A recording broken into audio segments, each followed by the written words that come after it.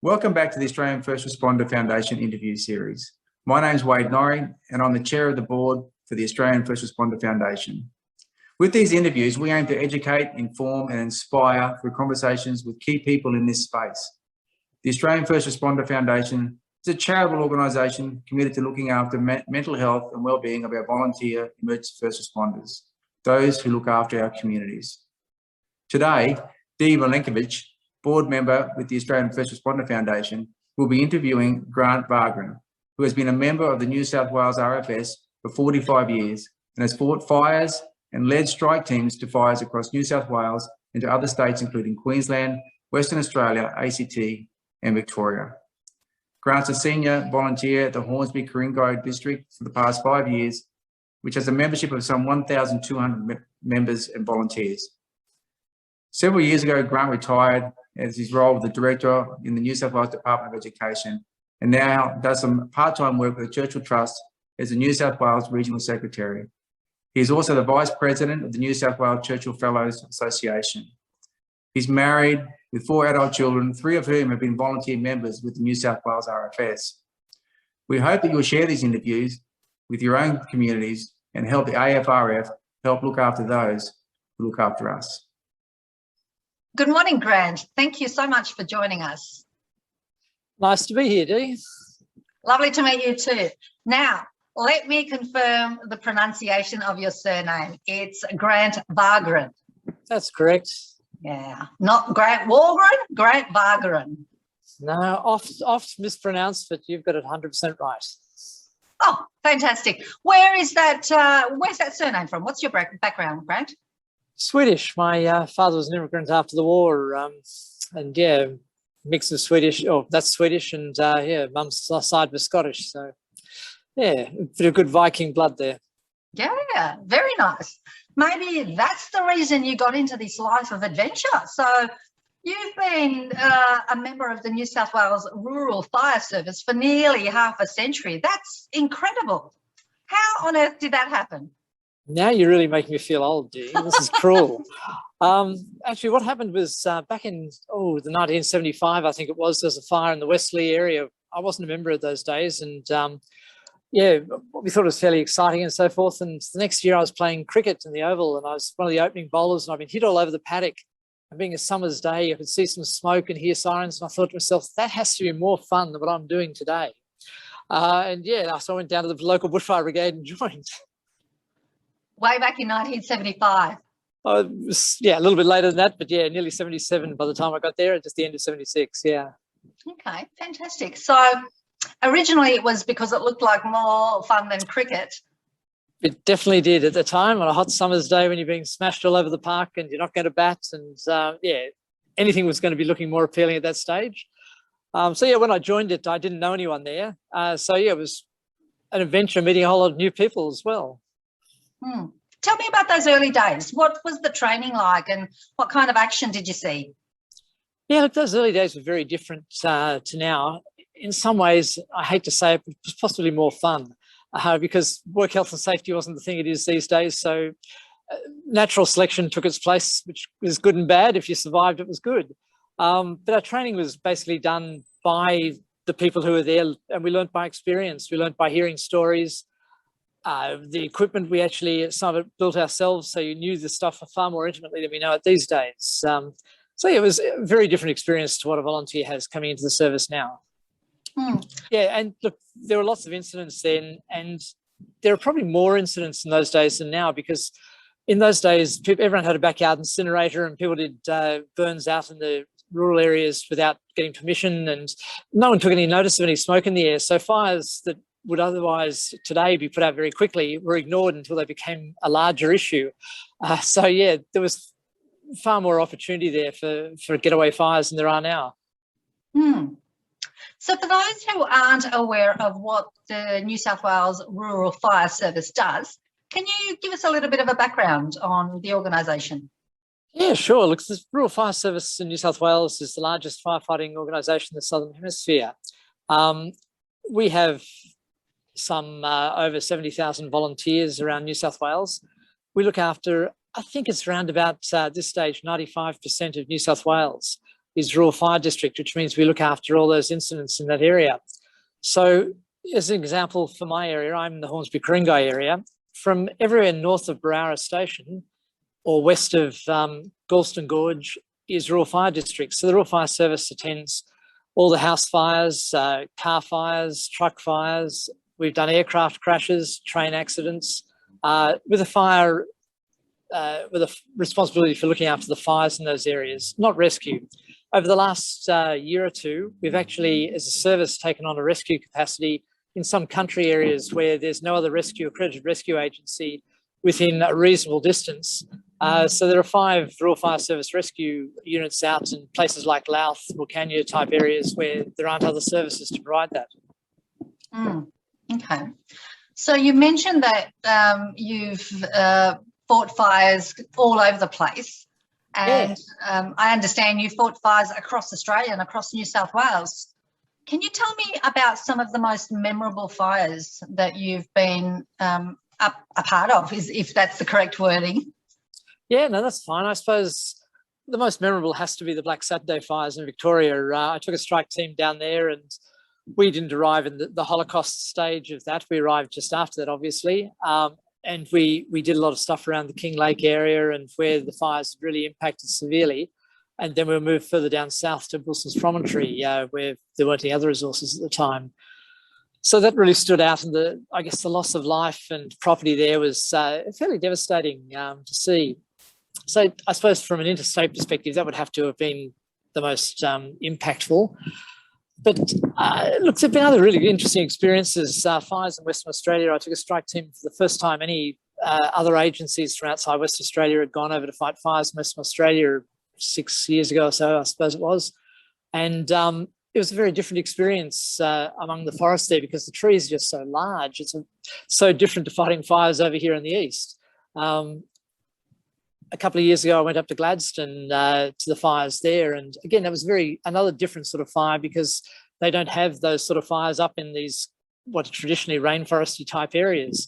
So yeah, it was all very different experiences, but they left an impact in that they were very different to the normal experience of New South Wales. I was going to ask you what's kept you in the service for so long, but perhaps the diversity of experience is one of those things. Look, I think it's a combination of things. One, I love the adrenaline rush. In truth, it's an exciting thing, very different to a normal day-to-day job, which is one of the appealing things. So I guess it's so different. I really enjoy that aspect. But it's also doing things to the community. It's so rewarding helping people and being able to do something practical, because when you see an emergency occur, a lot of us want to do something and often you can't do anything. It's just not within your skill set. You're not allowed because rules stop you. The RFS gives the opportunity to actually do something practical and really help people. And that's really rewarding. You look back and a real sense of self-satisfaction. I'm happy to share one incident from the 1920 fires, if you'd like to hear about that left a real impact. Please.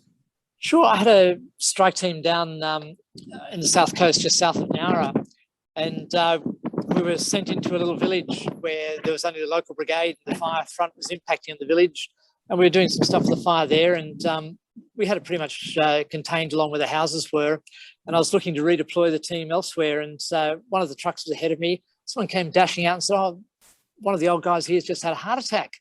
That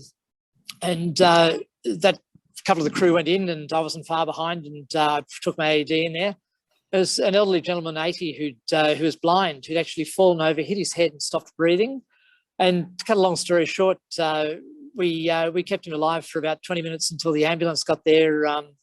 And the long and the short of it was he got airlifted to hospital and had forced stents put in his heart, and several months later we went back to visit him.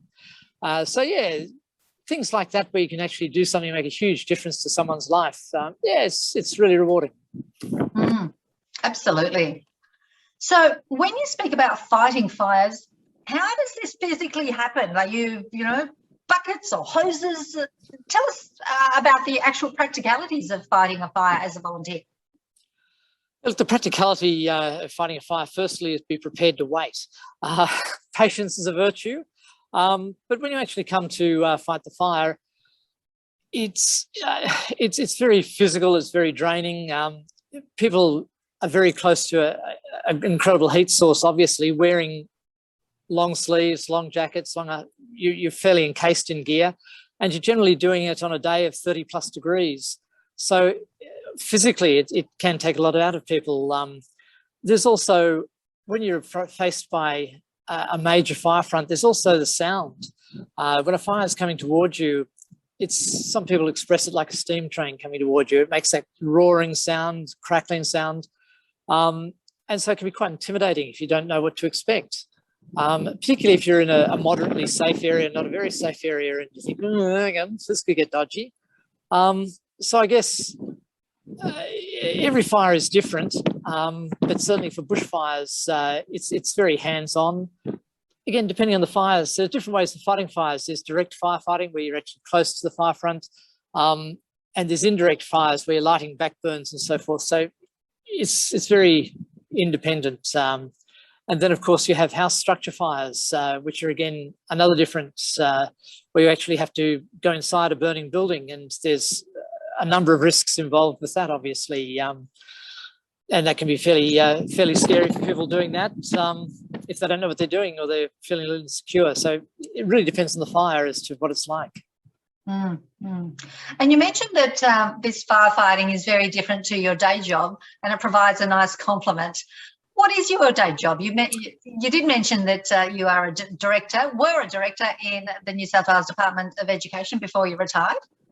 Yeah, look, most of my working life I've worked in project management, human resource management. I've been the director of human resources for a number of places, director of various projects around the place. So yeah, a lot of desk type work, where you're sitting down thinking strategically and doing the background planning for things. So some of those skills obviously relate directly to what I do now when I'm running larger incidents. So it's very handy to have that skill set, but it's very much a sedentary role rather than being out there and doing hands-on stuff, which is the thing I love about it. So you're currently the senior volunteer at the Hornsby Ku-ring-gai district, and you have some 1,200 volunteers in that fire service. Can you talk to us about that, please? Yeah, we have a great little district in Hornsby Ku-ring-gai. As you said, we have 1,200 volunteers. And how we work that is that each volunteer will belong to a brigade. Brigades elect some officers inside there, deputy captains, senior deputy, and captains. And then managing those brigades are a corps of group officers. We have 4 deputy group officers and 4 group officers who are elected by the 1,200 people in the district.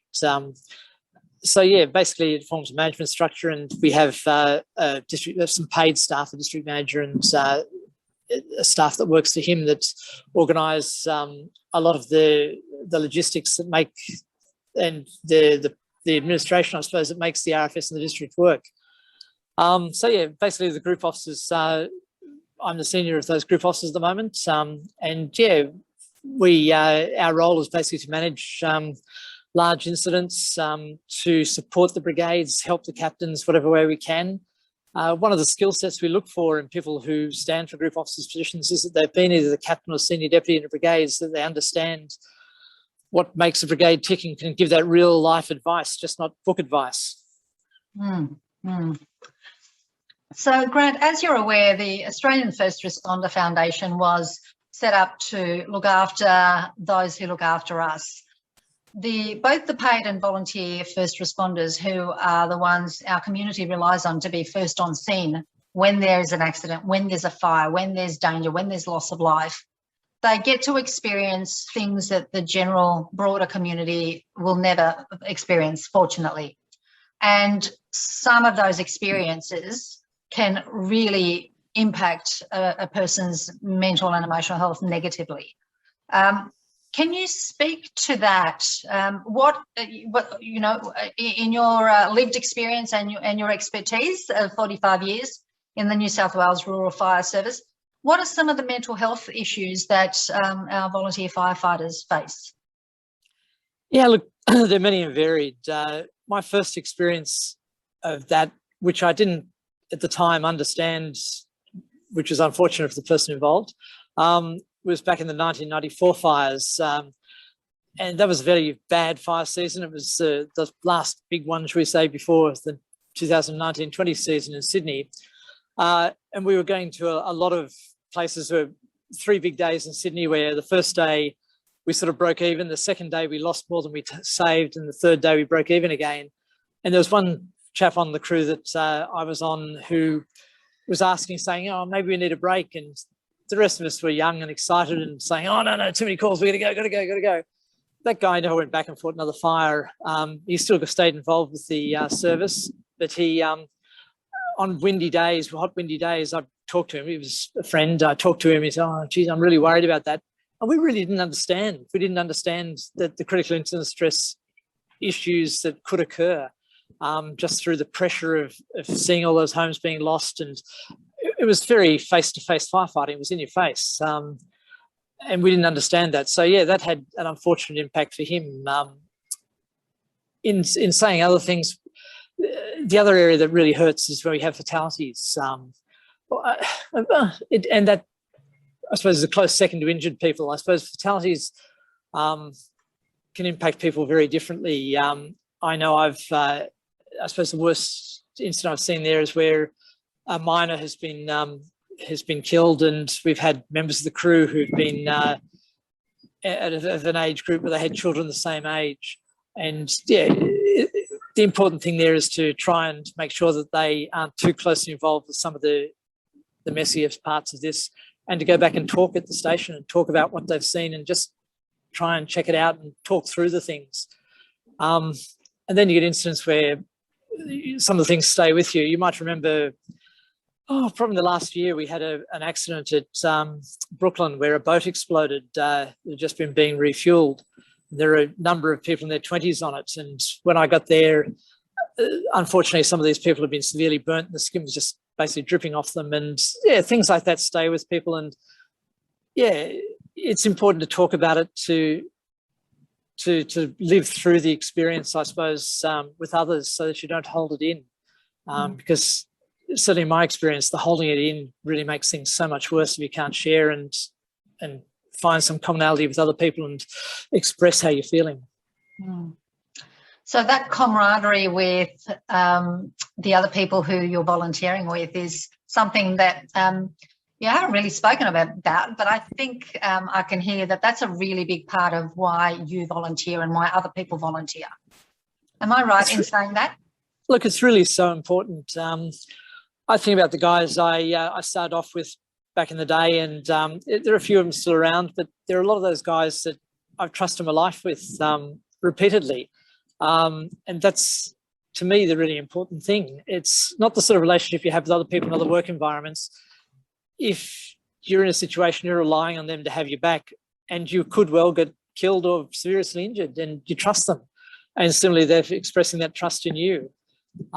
So yeah, it's one of the really important things. One of the things that I do in the RFS and have done for a number of years is run the crew leader training, which is the training that we provide for people who want to become deputy captains and captains inside their brigades and lead crews.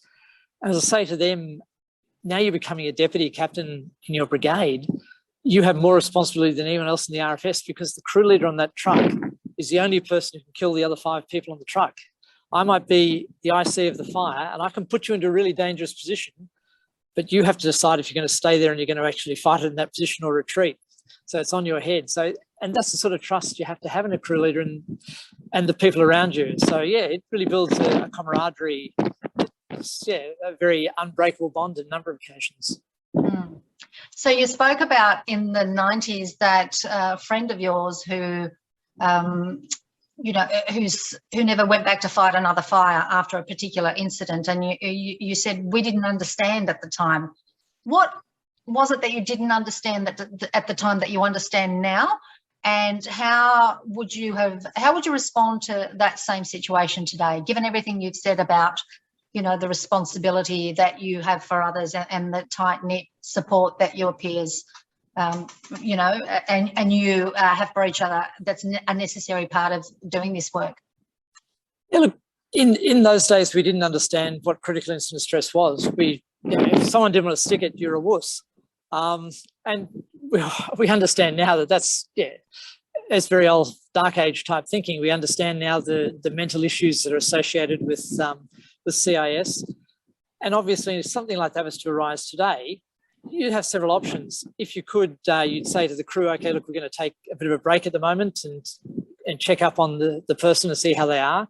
If they're not feeling confident to go back in, well, then there's an opportunity. Okay, look, what we're going to do, we're going to take you to one of the staging areas and drop you off, and we'll arrange for you to get a lift home. Not a problem. It's all good. So, yeah, now we understand everyone has their own breaking point. And it's a matter of two things, I suppose. One, a person understanding that themselves and speaking up. But secondly, for the people in charge to be perceptive and be listening for those sort of things. And not even the people in charge, even the other crew members can come to the person in charge and say, hey, look, I think old mate here's got a bit of an issue, because they're probably thinking about other tactical issues, how they're going to do this and that. So, yeah, everyone can take some ownership in that and help be a part of a solution. So what you're talking about there is peer support. Is there a formal peer support program within the Rural Fire Service, or is it something that has organically happened, as the team builds and as you continue to look after each other? Within the RFS, obviously, we have the CIS counselling that's available to everyone. We have a group of volunteers and staff who look after CIS. When it comes to pure peer support, there isn't, to my knowledge, and someone may correct me here, but to my knowledge, there isn't an organised peer support network, certainly in my district.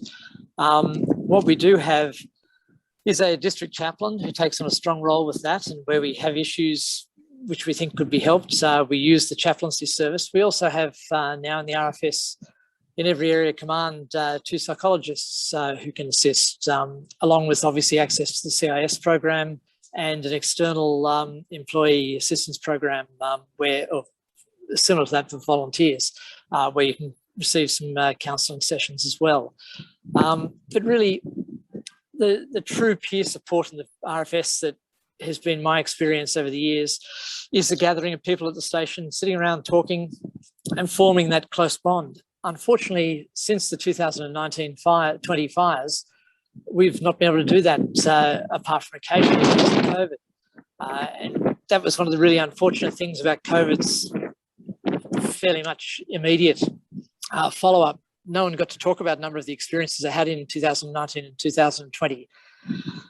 And I know that's left a few lasting impressions on people. It's problematic. There's nothing we could really do about it to help that. But that is something we are addressing through the counselling services and other services when it becomes apparent.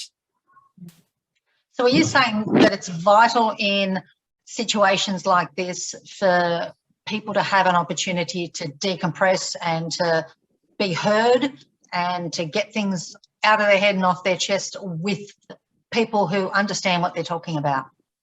Yeah, very much so. And you can say things around the fire station that people there will understand, which your family may not understand. They haven't been there. And sometimes, let's face it, your family doesn't want to hear those things. He was out having fun while we were stuck at home doing the mundane things.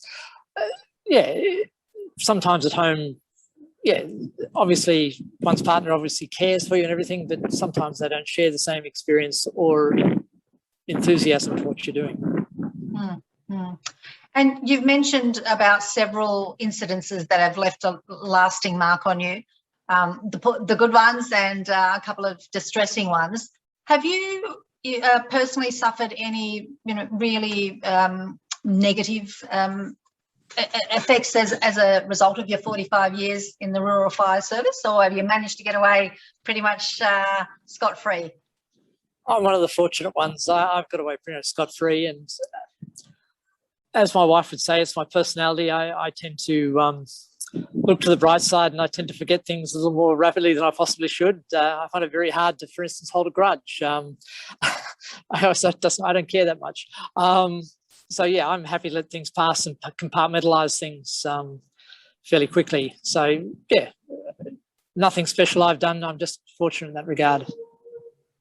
Fantastic. Yeah, I think that there's a lot of merit to having that ability to just go, yeah, no, I'm not going to think about you right now. Yeah, and I think you're very fortunate that you can do that. I'm similar in a lot of ways as well. Okay, so you've got 4 children, yes? Yes, indeed.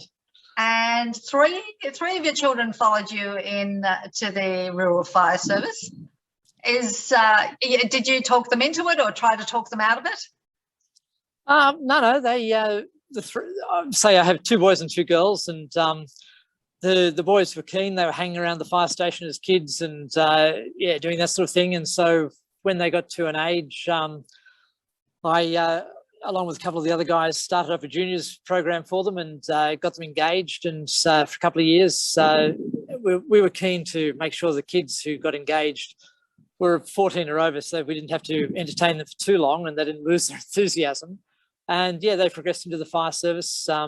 And that was, and then my younger daughter, the next daughter has type 1 diabetes, so she chose not to, but my youngest one was keen. And she actually went to the New South Wales Cadet Championships with her little team, and they did quite well there. But the fortunate thing I've had is I've been to incidents with the brigade with all of my children, and it's a wonderful shared experience having been there, and they understand a little bit of what I do, and it also gives them responsibility. As I said to one of my sons at a motor vehicle accident where there was petrol spill all through the car, and we're doing freeing the car up in the tow truck and it was being dragged. And I said, if anything starts, you have to do this immediately, because if it goes up, it will go up with a bang, and we could all, or particularly as the towee, could be very badly impacted. So there's a hell of a lot of responsibility on a young person, and that builds character for them as well, which is great. A good experience for them. One of the experiences I've had with younger people in the service is that, and maybe I've just been fortunate here, but all of the younger people I've seen get involved with the service, I haven't seen any of them go and do the stupid things that a number of kids do. None of them felt the need to go and spray paint a train, something like that. They've generally kept on the straight and narrow because they've got their excitement out of the service, which is great. But yeah, for kids, it's fantastic. I always remember my youngest daughter who turned around to me one day and said very seriously, "Dad, I can't wait till you're nothing and I'm the captain."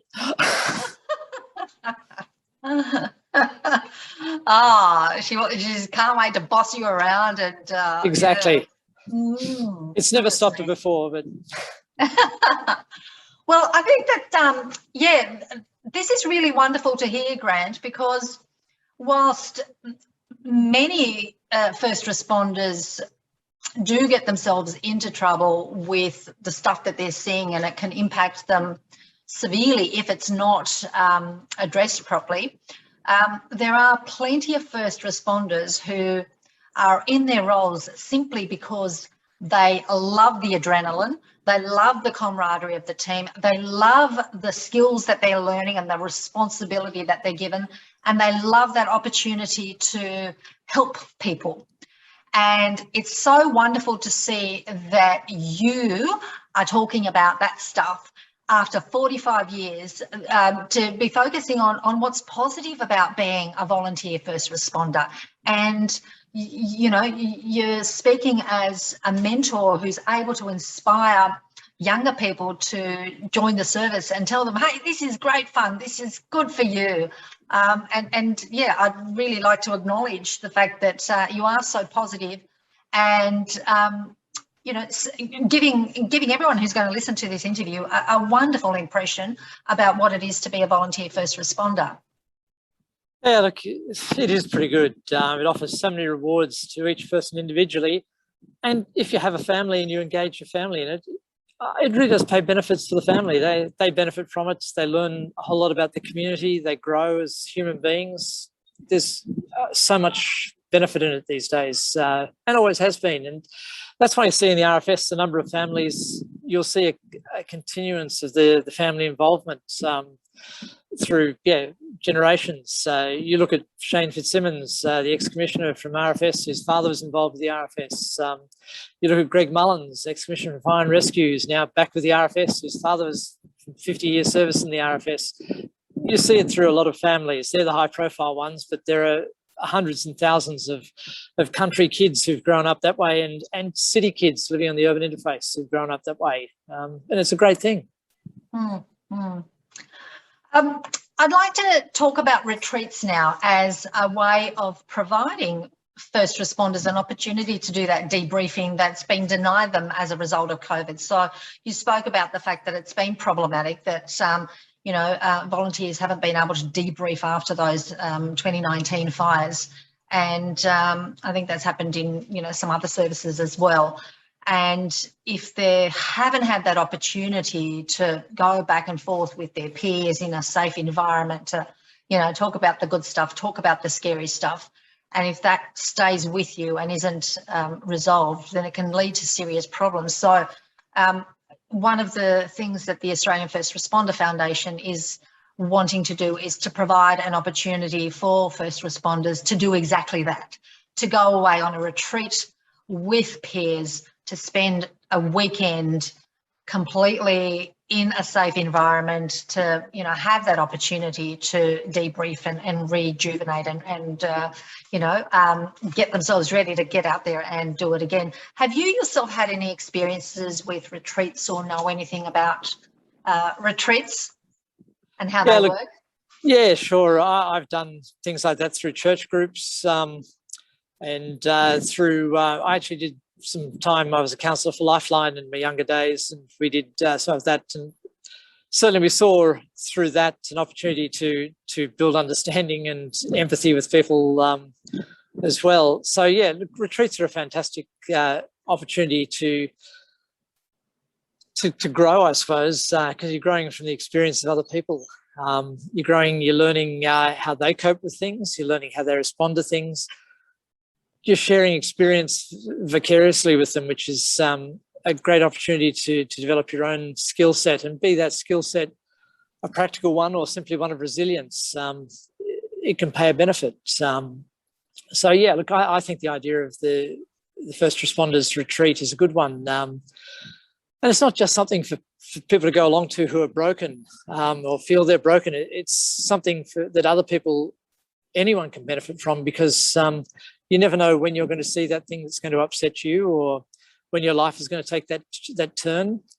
And also building up the network and the friendships that you do build through attending something like a retreat and sharing the experience, that also gives you a broader network to share with and to gain strength and information from into the future. Mm. And it sounds as though your family has been really supportive of your role in the RFS, and indeed they've joined you. But for those members who don't have a family, or who don't have that family support, then an opportunity to go away with a group of peers to have these discussions and have this experience would be extra valuable. Yeah, it really would. It's that for those, particularly those groups, it's really, really important because you need people close to you who you can share with. Everyone needs that human interaction and contact, and this is an opportunity to provide that in an environment where they just don't have that access. Yeah. Okay. We're down to our last couple of questions. I'd like to ask you, if someone's thinking about joining the Rural Fire Service, what advice would you have for them? Do it. Basically, if you're thinking of joining the RFS, I suppose what you need to think about is you need to be prepared to do some dirty things. It's a dirty service. You're going to get dirty, you're going to be smelly, you're going to get hot. You're going to sometimes wish that you hadn't done what you've just done because it will be uncomfortable. You'll go to a fire and you get all wet and have to come back in a boat in the freezing wind in the middle of winter, and you'll feel like you just died several times of hypothermia. So yeah, there will be unpleasant times, but there'll also be some magnificent times where you'll feel so proud of the people around you for what they've done. You'll feel proud of yourself for what you've done, and you feel a real sense of self-satisfaction inside because you've made a difference to some people's lives. So yeah, the rewards far outweigh the heartaches. The other side of the coin is it is something different, and it's something that's in Australia, we're very fortunate to be able to do. No other country apart from Australia has the same amount of volunteerism that we have in Australia. And it's a great opportunity to actually go out and do something without being constrained by the nanny state, shall we say, that says, oh, hang on a sec, you haven't been paid to do this, you can't do this, you don't belong to the union, you can't do this. Australia's fortunate that we have that in volunteer ethos and community and opportunity, and find some of that's brought upon by the fact that we're a big country with a small population. We can't afford to have paid people doing all those jobs, but it's a fantastic opportunity to make the best of it, be it the RFS, be it St. John, be it any organisation that are surf lifesaving. It's a great opportunity. Mm-hmm. And Grant, for those who may be watching and who may be struggling, either as a first responder or a family member of a first responder, do you have any advice and any tips on, how they can look after their mental and emotional health, and how you have managed to stay so positive and proactive about the service for all of these years, nearly for 45 years? Yeah, let's go easy on that 50-year bit. I suppose the advice that I give people is generally don't bottle it up, share it. I suppose different people handle it differently. As we've talked about before, I can compartmentalise things in my life fairly easily. Everyone can't do that, so that's not a piece. If you can do it, great. But the thing that you need to do is to be able to get rid of it. I get rid of part of mine by compartmentalising it, but most people can get rid of it far more easily by sharing it, by talking about it, by expressing the feelings that they have, particularly with people who share and have shared similar experiences. That's a real opportunity to unburden yourself and to actually see that you're not alone. Other people have been there, and you do get through it, and you can get through it. While if you hold it in yourself, you'll always wonder, can I do it? Where will the end be? If you don't unburden yourself, you'll carry that, and it's not healthy. Yeah. And that's the very important message that we have found through speaking with first responders, and certainly the research backs that up as well, is that humans are remarkably resilient, and we can experience some horrific things, but with the right intervention and the right support, we can get through it. And that's a real positive. Grant, thank you so much. Is there anything that you would like to add or ask or say to us in closing? Oh, look, I think we've pretty much covered everything, Dee. It's been good. Yeah, okay, wonderful. All right, so what's on the agenda for you and the Rural Fire Service up in Ku-ring-gai for the next couple of weeks and months? Well, right at the moment, I'm actually at Royal Prince Alfred Hospital. I'm the RFS liaison to a group supporting the Department of Health in the COVID hospitals, the health run hospitals. I think this is day 31 for me, doing 5 days on, 5 days off as liaison officer. But so this is my first day in the 5-day shift. So I'll be doing this for the next 5 days, with the exception of Sunday, where I'm actually swapping with someone else, and I'm going out and running a large hazard reduction burn near Arcadia. Well, I bet you're looking forward to the adrenaline rush of Sunday then. I'm just hoping the winds don't pick up too much and we have to can it. So yeah, it's probably our last opportunity to do a big HR. So yeah, we'll see how it goes. Yeah, wonderful. Grant Wargren, thank you so much. It's been an absolute delight speaking with you, and I'm really heartened to see you be so positive about your experience in the New South Wales Rural Fire Service. I think you're going to, inspire some people to have a think about joining, and that's a really positive thing from today. That'd be great. Thanks a lot for having me, Dee. Yeah, thank you.